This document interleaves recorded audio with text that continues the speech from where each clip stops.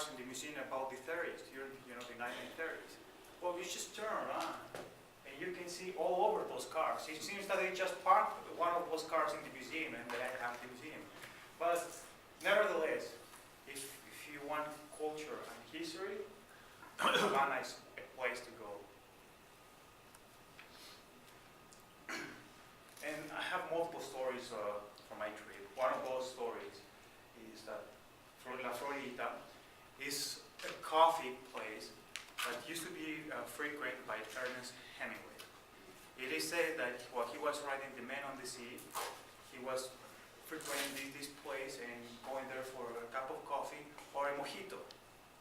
So we went there and we asked, do you guys have frappuccino, iced coffee? So, oh, yeah, we do. And they literally did coffee and put ice. So that's one of the things about Cuba. Unfortunately, food is not the best thing of Cuba. And they don't have variety, and that's just an example. The other thing is because of the system, people are denied of their own ideas of capitalizing in something that they want to do. And they're just told what they need to do. But there's always a black market. People always find ways. So we really wanted to see a show at the theater of Havana, which is a beautiful, spectacular theater that was built in the early 30s by the Spaniards. Yet all the shows were on different days, so they didn't coincide with our stay in Cuba.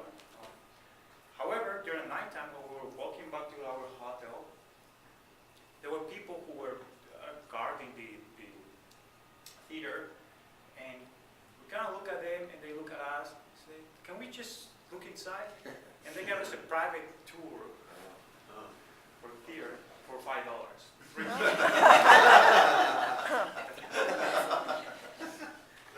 And that's not the only thing. I told Maya, my wife, "Oh, I come from Bolivia, so don't worry.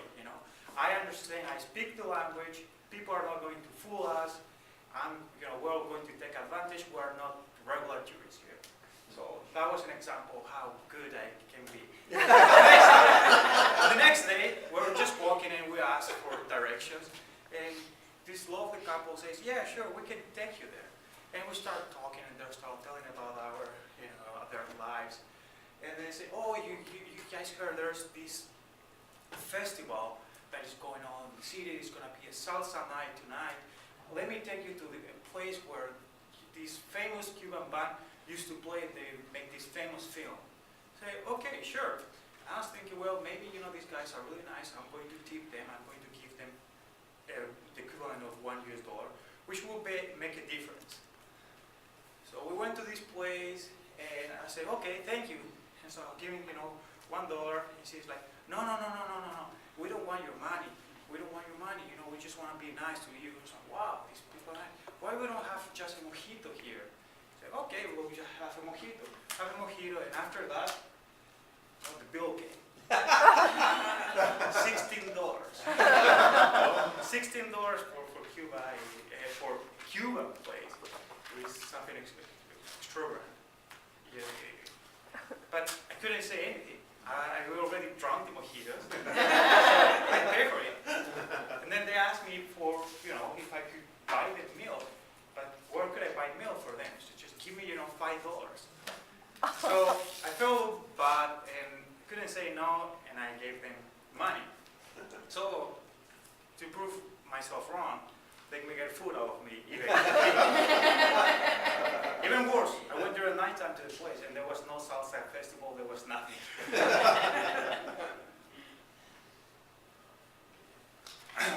There are thousands of tourists from every single part of the world, including America, the United States, that visit Cuba. Because once again, there's so much to see and so much to do that people just can't, avoid going to Cuba. Next one. One of the things is that during the colony, Cuba was the most important place for Spaniards. All the commodities that they were extracting from South America, gold, silver, sugar, coconuts, and so forth, they were going, and they were basically storing in Havana, and from Havana they were departing towards Spain.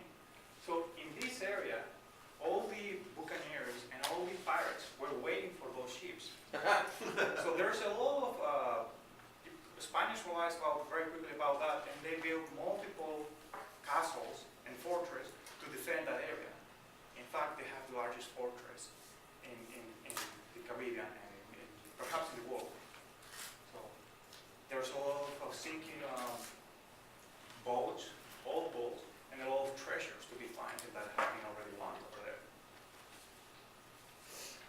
And those fortresses are just amazing. There's even a tradition that every single night at 9 o'clock, you can go and they will shoot a canyon and they will have a whole tradition. So that kind of spices up your experience as well.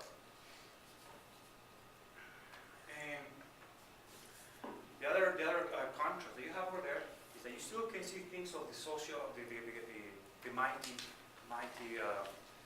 Soviet Union. That's the Russian embassy over there, which represent what one was the mighty Soviet presence in Cuba. That's one of the tallest buildings in Havana and in fact in the Caribbean, but now it's all rusted down and abandoned for the most part. And Havana has a lot of romance. If you want to be with your couple, it has so many sceneries that they are just romantic. And here are pictures about that I try to capture, with that. Unfortunately, you cannot see all as well. The other thing that Cuba obviously has, being an island, it has beautiful and pristine beaches.